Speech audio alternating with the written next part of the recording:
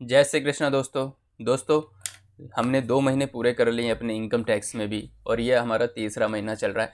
और मेरी पूरी कोशिश रहेगी कि इस तीसरे महीने में मैं अभी जो अल्टरनेट क्लासेस अपलोड कर रहा था वो हम रेगुलर क्लासेस अपलोड करें, ताकि आपका सिलेबस जल्दी फिनिश हो सके।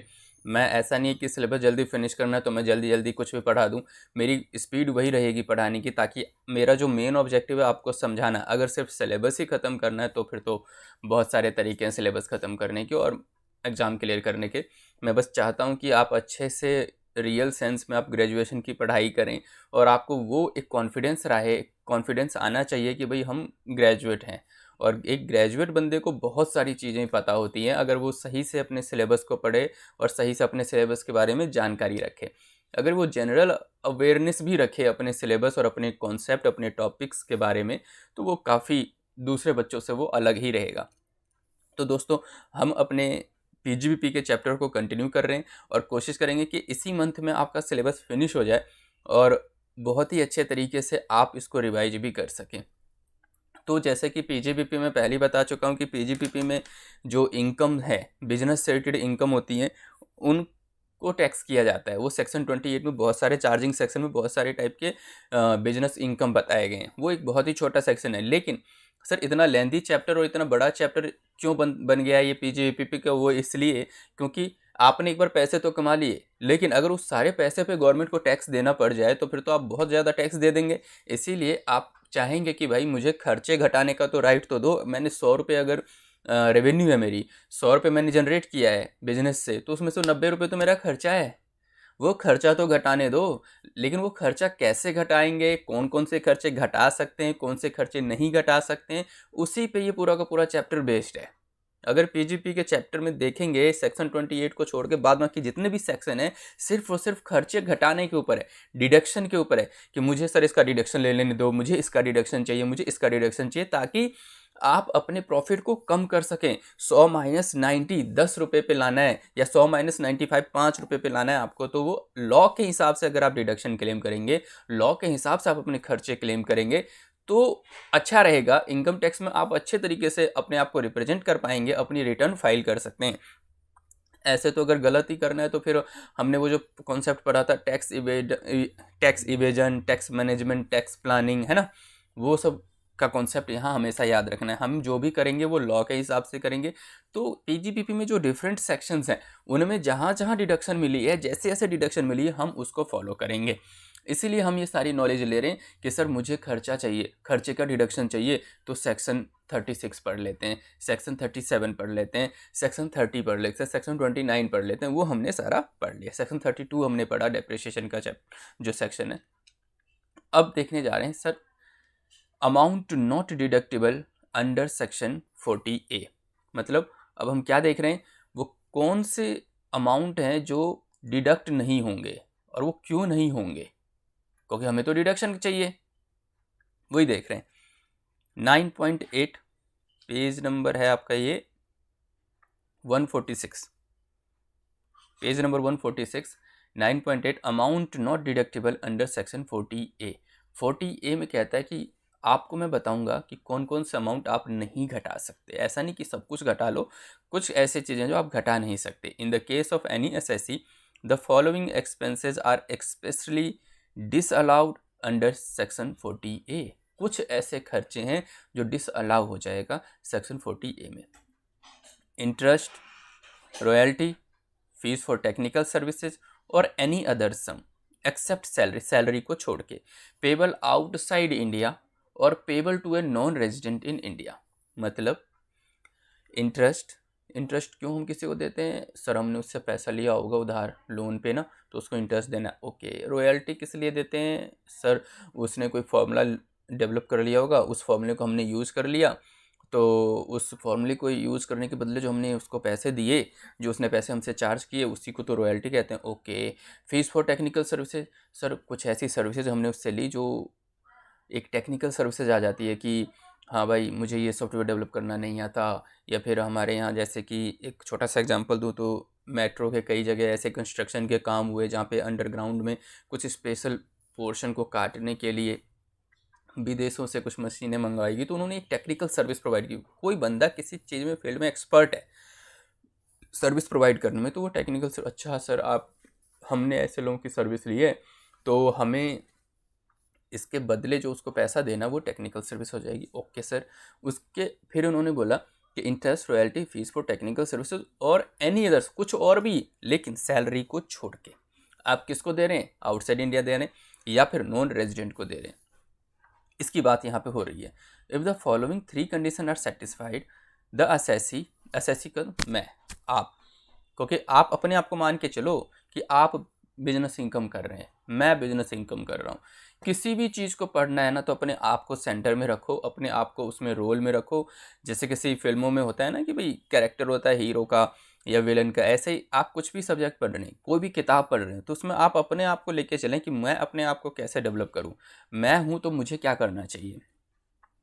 If the following 3 conditions are satisfied, the assessee that is the payer, तो मैं असेसी हूँ, मैं पेयर हूँ, मुझे टैक्स देना है इस सब, या फिर मुझे कोई अमाउंट पे करना है, मैं खर्चे कर रहा हूँ इंटरेस्ट की, रॉयल्टी की, फीस पर technical, is suppose to deduct tax at source. ये बोल रहा है कि अगर आप interest, royalty, fees for technical services की पेमेंट करिए, कोई भी पेमेंट कर रहे हैं, तो आपको TDS काटना है। TDS क्या? टैक्स डिडक्टेड एट सोर्स, मतलब आप किसी को भी पेमेंट करेंगे ना तो आप उसका टैक्स काट लेंगे सरकार को देने के लिए। And deposit the same with government, आप उसका TDS काटो और गवर्नमेंट को दे दो। Condition number 1, the amount paid is interest, royalty, fees for technical services और any other sum not being salary, salary की बात नहीं हो रही है। Condition 2, the aforesaid amount is chargeable to tax under the act in the hands of the recipient, मतलब वो जो अमाउंट है जिसको आप पे कर रहे हैं वो उसको टैक्स देना पड़ेगा, इसीलिए आप उसका TDS काट रहे हो। अगर उसको, उसके हाथ में वो टैक्सेबल ही नहीं है, आप जिसको पैसा दे रहे हैं इंटरेस्ट का, रॉयल्टी का, फीस फॉर टेक्निकल, उसके हाथ में वो टैक्सेबल नहीं है, तो फिर आप TDS क्यों काटोगे?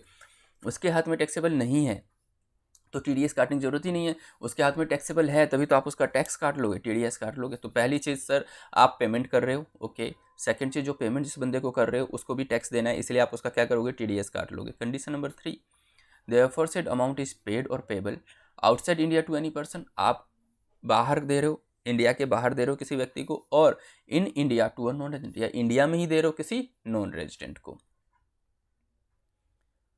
3 कंडीशन तो हमने देख ली। If the assessee fail to deduct at source, अगर आप TDS नहीं काटते, मैं, असेसी कौन है? मैं हूँ, आप हैं, अगर आप TDS नहीं काटते, 100% of such expenditure is disallowed, तो आपको कोई भी खर्चा घटाने का राइट नहीं मिलेगा। 100% ऐसे खर्चे डिसअलाउ हो जाएंगे। अगर आप प्रैक्टिकल अप्रोच से, इंडस्ट्री में काम करने के अप्रोच से अगर इस सब्जेक्ट को पढ़ें तो आपको समझ में आएगा कि अगर आप किसी कंपनी में काम कर रहे हैं और कंपनी में आपकी रिस्पॉन्सिबिलिटी दे दी गई कि भैया तुम पेमेंट्स देखोगे, आप किसी नॉन रेजिडेंट को या किसी आउटसाइड इंडिया में किसी व्यक्ति को पेमेंट कर रहे हो, किसकी पेमेंट कर रहे हो? रॉयल्टी की, फीस फॉर टेक्निकल सर्विसेज की, और जो अपना ये इंटरेस्ट है, आप ये इन 3 चीज़ की पेमेंट कर रहे हो। और आपको पता है कि भाई अगर आप पढ़ के गए हैं, ग्रेजुएट हैं आप, तो आपको पता होना चाहिए भाई TDS काटेंगे, आपने TDS नहीं काटा, पेमेंट तो हो जाएगी, लेकिन बाद में क्या होगा? कंपनी को बहुत नुकसान हो जाएगा। पता चले जी आप 1 करोड़ की पेमेंट कर रहे हो, ये तीनों खर्चे मिला के 1 करोड़ आपने किसी को दे दिया, आपने टैक्स ही, TDS ही नहीं काटा, तो कंपनी तो 1 करोड़ घटा ही नहीं पाएगी, तो आपको कौन रखेगा? यार तुम तो फिर निकल जाओ, तुम्हारी ज़रूरत नहीं है कंपनी में, है ना? तुम्हें यही नहीं पता, तुमने तो मेरे 1 करोड़ का खर्चा, अगर मान लो भाई आप किसी को 1 करोड़ का खर्चा नहीं घटाने दो, या खर्चा करने के बाद भी डिसअलाउ हो जाएगा, उस बंदे ने 5 करोड़ रुपए कमाए, 5 करोड़ में उसको 1 करोड़ घटाना था और 1 करोड़ वो घटा ही नहीं पाएगा, तो फिर तो 5 करोड़ रुपये टैक्स देना कितनी बड़ी चीज़ हो जाएगी, कितना बड़ा टैक्स लायबिलिटी आ जाएगा उसके ऊपर, कि जो उसने खर्चा किया वो घटा नहीं पा रहा है तुम्हारी एक छोटी सी गलती की वजह से। इसीलिए कॉमर्स में अगर आप अच्छा करियर बनाना चाहते हैं, अच्छा करना चाहते हैं इस फील्ड में, तो आप हर एक कॉन्सेप्ट को या हर एक चीज़ को कॉन्सेप्चुअल वाइज समझे कि अगर ये मैंने नहीं किया तो क्या होगा।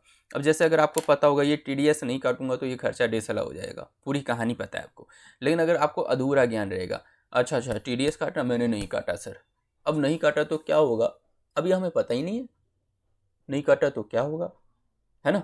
लेकिन अगर पता होता कि नहीं काटूंगा तो ये हो जाएगा, तो आप अच्छे से अपना काम करेंगे, है ना? तो आगे बढ़ते हैं। Disallowance of expenditure under section 40A1। डिसअलावेंसेस क्या होगा? TDS आपने नहीं काटा, खर्चा नहीं घटा देंगे, is such expenditure deductible in the current previous year. अगर वो सारे खर्चे इस ईयर में आपने घटा दिए, case 1, tax is deductible during the current financial year but not deducted during the current previous year. आपने पिछले साल खर्चा कर दिया, पिछले साल आपको टैक्स काटना चाहिए था, आपने नहीं काटा। 100% of such expenditure disallowed in the current year. तो ऐसे खर्चे डिसअलाउ हो जाएंगे। If such expenditure deductible in any subsequent previous year, अगर ऐसे जो खर्चे हैं वो किसी और साल में होंगे, तो if tax is deducted any subsequent year, मतलब आपने उस साल में नहीं काटा लेकिन अगले साल में टैक्स काट लिया। द एक्सपेंडिचर जो डिसअलाउ हो गया था पिछले साल में will be deducted in the year in which TDS will be deposited by the assessee with. मतलब ये अभी कौन सा साल चल रहा है? अभी चल रहा है 21-22। उससे पहले कौन सा प्रीवियस खत्म हुआ है? 20-21। 20-21 में आपने खर्चे की पेमेंट की, आपको TDS काटना था, आपने नहीं काटा, तो 20-21 में तो खर्चा नहीं घटाने देंगे, डिसअलाउ हो जाएगा। लेकिन याद आ गया, चलो जी 21-22 में TDS काट लेते हैं, और TDS काट लिया आपने और गवर्नमेंट को जमा कर दिया, बस उसको तो पूरी पेमेंट हो गई। तो TDS अब काटे कहाँ से?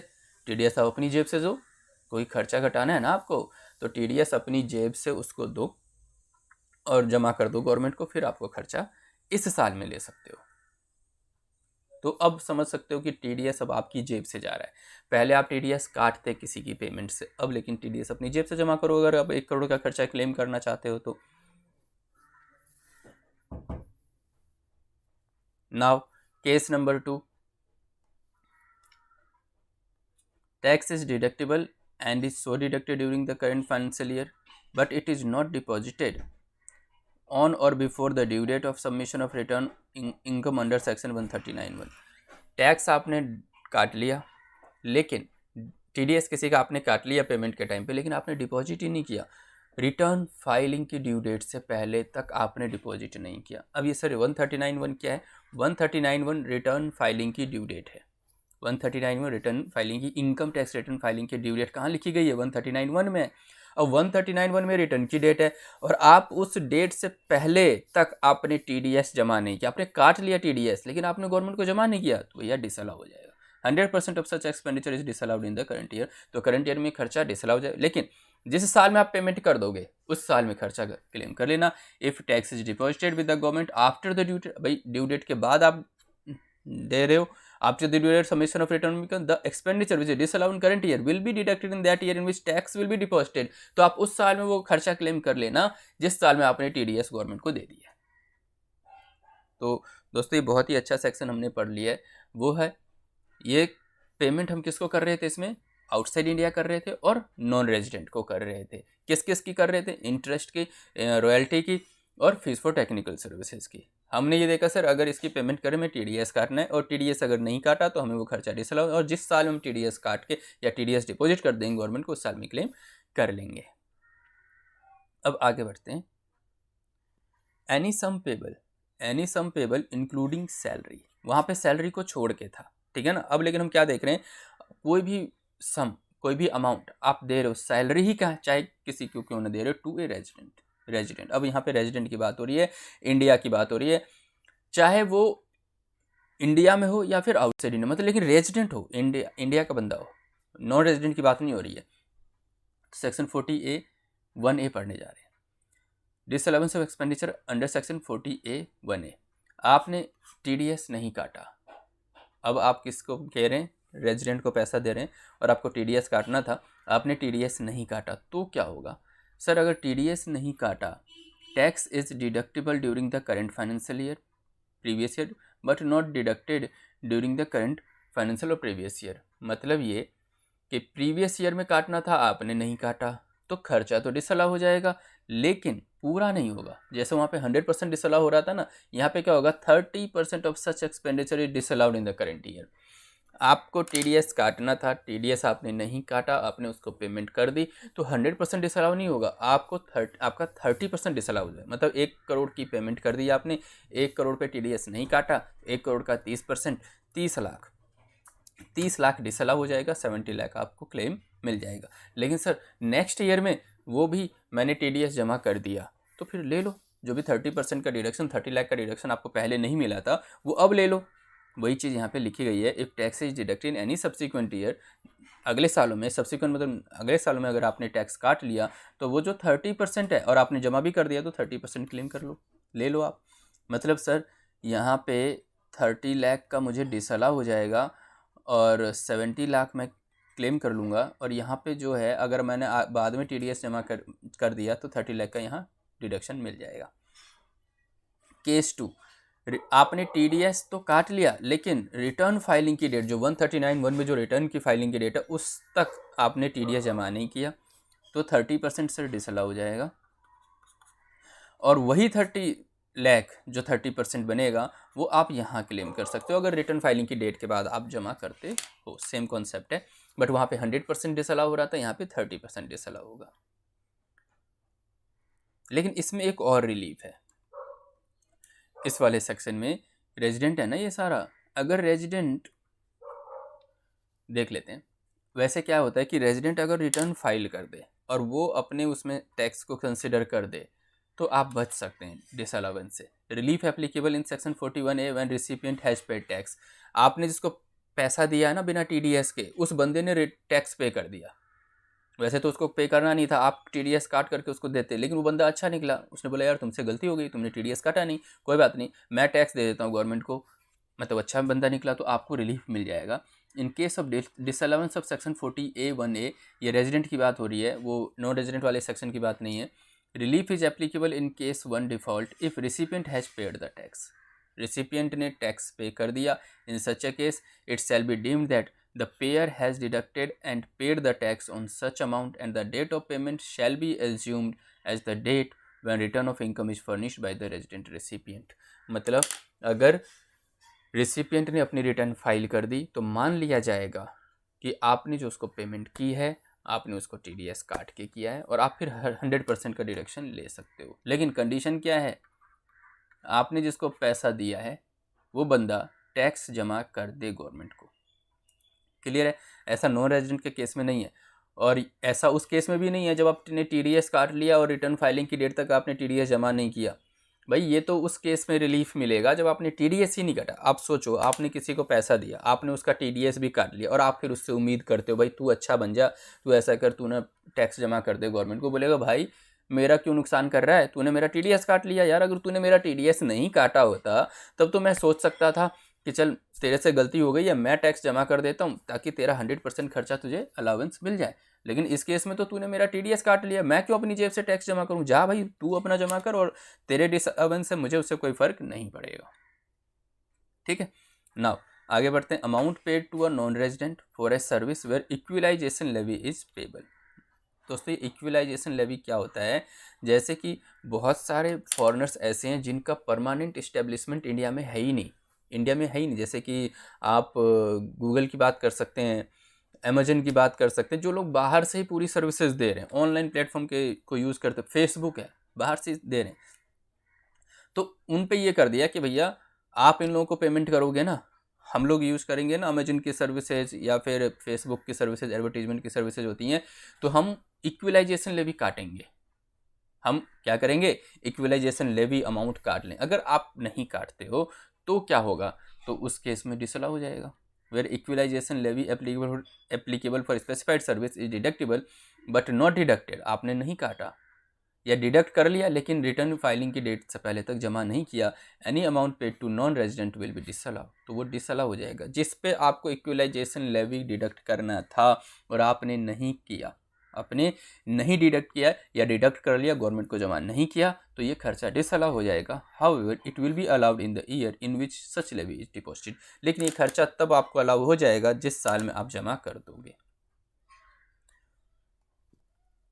Salary payable outside India, salary आप दे रहे हैं आउटसाइड इंडिया दे रहे हैं और इन इंडिया दे रहे हैं, किसको दे रहे हैं, नॉन रेजिडेंट को, विदाउट टैक्स डिडक्शन, बिना टैक्स काटे हुए। This section applicable if salary is paid payable outside India to any person or in India to a non-resident and tax has not been paid to the government nor deducted at source under the income tax, in such cases salary payment is not allowed at deduction। हमने देखा था ना उसमें जब non resident में interest और fees for technical services और royalty की बात हो रही थी, उसमें एक्सेप्ट सैलरी था, वो सैलरी यहाँ कवर कर लिया कि आप किसी नॉन रेजिडेंट को इंडिया में या फिर आउटसाइड इंडिया में सैलरी दे रहे हैं और आपने उस पर TDS नहीं काटा तो वो खर्चा डिसअलाउड हो जाएगा, डिडक्शन आपको नहीं मिलेगा।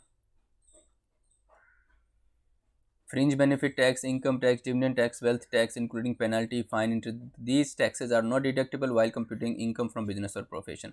मतलब ये बेसिकली ये इनकम टैक्स के ही टाइप्स हैं। आप अगर इन इनकम टैक्स की पेमेंट कर रहे हैं, डिविडेंड टैक्स की पेमेंट कर रहे हैं, वेल्थ टैक्स की पेमेंट कर रहे हैं, पेनल्टी, फाइन, इंटरेस्ट, तो आपको ये खर्चा घटाने का राइट नहीं है PGBP इनकम में। दोस्तों अब आगे बढ़ रहे हैं हम। Amount not deductible under section 40A। 40A में कौन से ऐसे खर्चे हैं जो डिडक्ट नहीं कर सकते। पहले हमने देखा डिडक्ट करने वाले, अब हम देख रहे हैं खर्चा नहीं डिडक्ट कर सकते अगर आपने ऐसा ऐसा किया। तो मिलते हैं दोस्तों नेक्स्ट लेक्चर में आगे के सेक्शंस को कवर करने के लिए। तब तक के लिए गुड बाय फ्रेंड्स।